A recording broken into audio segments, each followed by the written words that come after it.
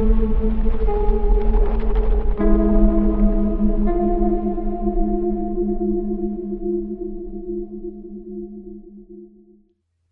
friends.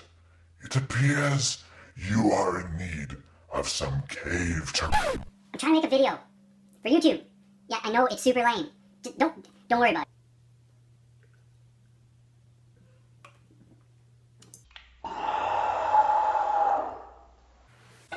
My name's Jeremy, and this is Black Magic Craft. I know what you're thinking. There's already a whole bunch of channels out there and a whole bunch of awesome dudes showing you how to make crap for your tabletop role-playing game. Do we need another one? No. Am I gonna do one anyway? Yes. Why? Because this shit's super fun, and I want to show you how I do a few things. First video, what are we gonna talk about? Modular cave tiles. Now, there's already a few options out there covered by guys like Scotty, DMG, Wylock. Those are all awesome options, but options are good, so here's another one. These tiles here offer a few advantages over the other ones. What I particularly like about them is they have a really nice aesthetic, a nice 3D feel. The 2.5D tiles are super practical, easy to make, but they don't give me that really tangible, nice 3D terrain feeling that these do. So some people might want to go the opposite route and do full 3D setups. But as Scotty has pointed out many times, that creates a lot of problems with players, one, not being able to see things, and also having to reach in and grab. The walls get in the way. So what do? I want 3D, but I want no obstruction. So this is what I came up with. Pink styrofoam, carved out like rock, in several different sizes and shapes, gives the 3D look with no walls. How we use them? Well, let's take a look at the table. So here, laid out, we have the first batch of these tiles that I've made. You can see there's a few different shapes and a few different sizes and some corridors. And on the first run of using these in gameplay, I found that this small array was actually more than enough for what I needed. So, how do we use them? What you can do is lay these out as your players enter an area. So you don't have to set everything up ahead of time and use the, fog of war paper or sheet or whatever. You can do this as it happens, just like you can with the 2.5D and the 2.5D next. Players enter a corridor. They travel down and they see in front of them an opening into a room. They walk in, they see this area with another corridor shooting this way, as well as another opening here, and perhaps another corridor this way. So a few things with these tiles is, one, the first time you use them with your players, you basically have to do a simple explanation that the negative space on the board is representing walls, and anywhere where tiles are meeting represents an opening or a passageway. It doesn't take long for them to kind of get used to that. You can also make up some little passageway openings like this, to kind of work as more of a visual aid for your players. The other thing you can do that you can't really do with any of the other style cave tiles is represent different elevations really easily.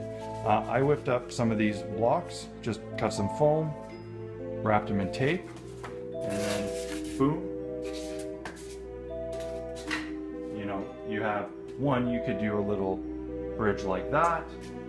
You could have these raising things up, and this goes down. Grab your nifty ladder. There you go. Nice elevation. Up here in this room, there's another elevation, and maybe here you can even just use the tiles themselves to build things up. Little bridge, and there you go. Now, all of those things are great and fine and good, but they aren't really revolutionary by any means. But what these style tiles give you that no other system does is multi-use functionality. So, your players are out in the wilderness and they need to go through a valley pass in the mountains. Well, all of a sudden, these nice rock edges you have here, boom, cliffs. There's your pass.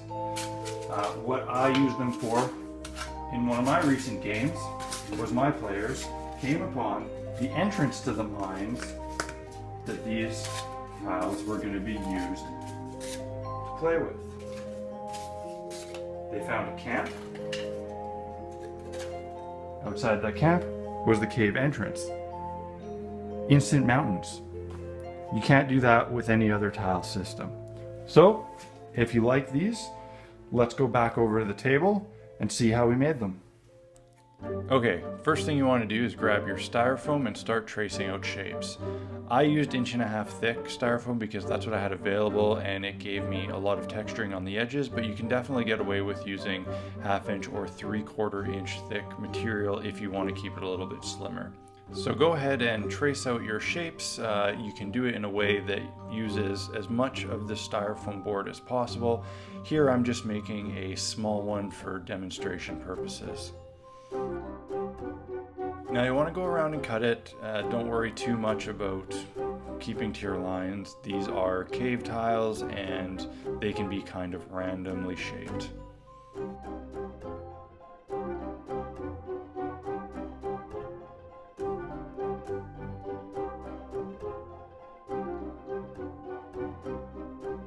Now you can see here after you cut your piece that your cuts may not be perfectly straight down, and what you might end up with in part is kind of a parallelogram sort of shape, and that's something you want to avoid. You want to make sure that the top surface is smaller than the surface resting on the table, otherwise it could look strange once you do the rock texture. So go around and cut again at an angle, cleaning up any of that edge that's overhanging. You can see there it looks a bit better tapered towards the top. And now you want to fully extend your knife and start cutting in your rock texture. I find the best way to do this is to make a slice in at varying angles and then breaking in the other direction. That if you just cut a V from both directions, you're going to end up with very smooth surfaces, and if you break it you get a little bit rougher of a break and it gives you a bit more texture. You want to keep these all fairly upright but alternate in different directions to make it look a little bit more natural.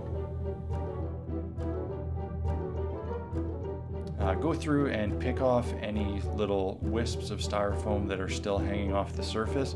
Those will look quite bad when you paint them because they look like a tear rather than a piece of stone. I usually go through and find pieces of the cuts that look very unnatural and go through and put a few more nicks and jabs into it.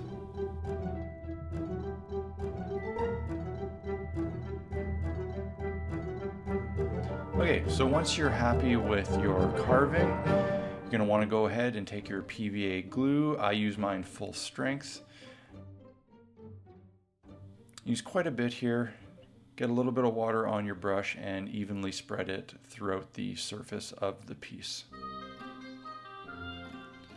When you're doing this, you want to be careful not to drip it over the edge. If you get the glue onto the sides, when you pour on your sand in the next step, it'll go over those nice rock edges that you carved and it won't quite look right. You want it to look like this piece of earth was cut right from the ground. So once you have your glue on, go ahead and put it on a container and shake your play sand on it. Another nice tip, go to the dollar store, buy spice shakers, fill it with your play sand for when you're doing stuff like this and you don't want full coverage, you want to have a bit of control. Here, it's not like basing your minis. You don't want to have 100% coverage.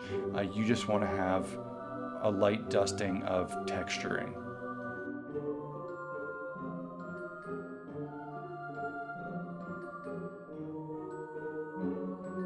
clean up any sand that's stuck to the sides.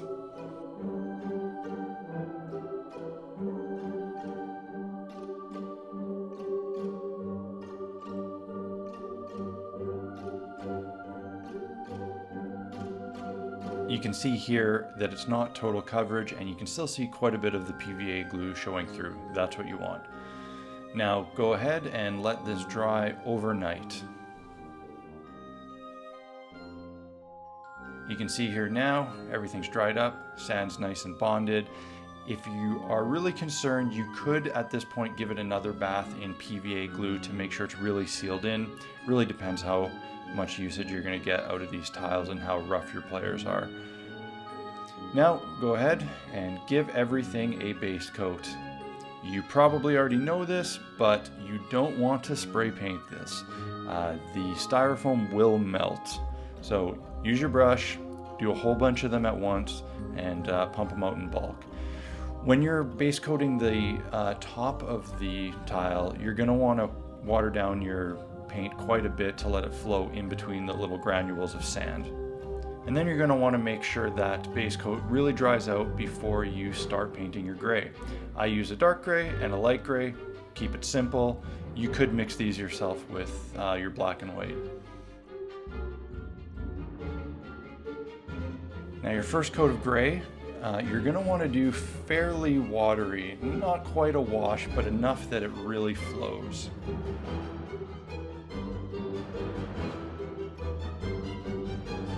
Hit all your edges. You're not looking for 100% coverage here. You want to see some of that black showing through.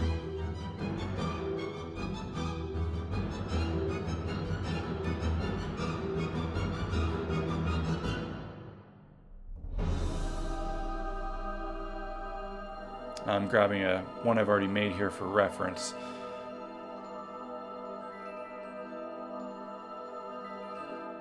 Now once you've got all your edges painted up in the first layer of gray, you're going to want to go over and start the top. Just like the black, you want this to be even wetter than on the edges. And when you're doing this, you should expect to see a big variance in the gray and how dark and light it is in different parts. You want black showing through. This will actually end up giving the stone a more natural look in the end. And during this step, you might have some of your pebbles from the sand break free. That's okay, get rid of them now. And then just make sure that where they came off, you dab some paint so that pink doesn't show through when you move to your next step.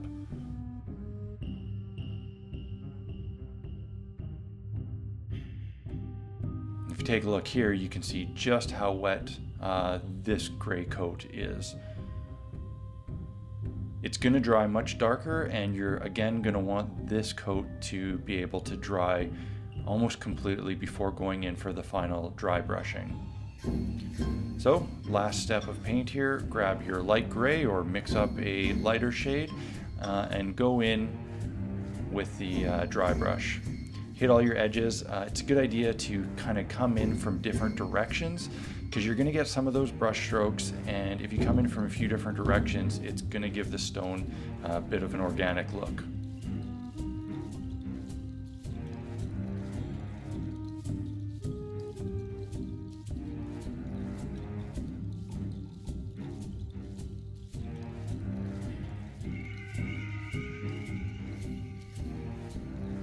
And here, go around the edge, work towards the middle, and you can see some fairly noticeable brush strokes there, something you normally don't want when you're dry brushing, but on these it actually, again, gives the stones kind of a granite look to them, makes it look like veins. So dry brush over top, going from different directions, varying how much pressure you're putting on, and then the last thing you want to do is go through and just make sure you hit some of those larger pebbles with paint so that they really stand out. Okay, here it is, all done and painted up, pretty easy. And of course, again, you're going to want to do a dozen or so of these at once. That'll keep your paint scheme looking consistent. But I made this one in a separate session from my first ones, and you can see here, they blend in fine, and they are ready for the game table.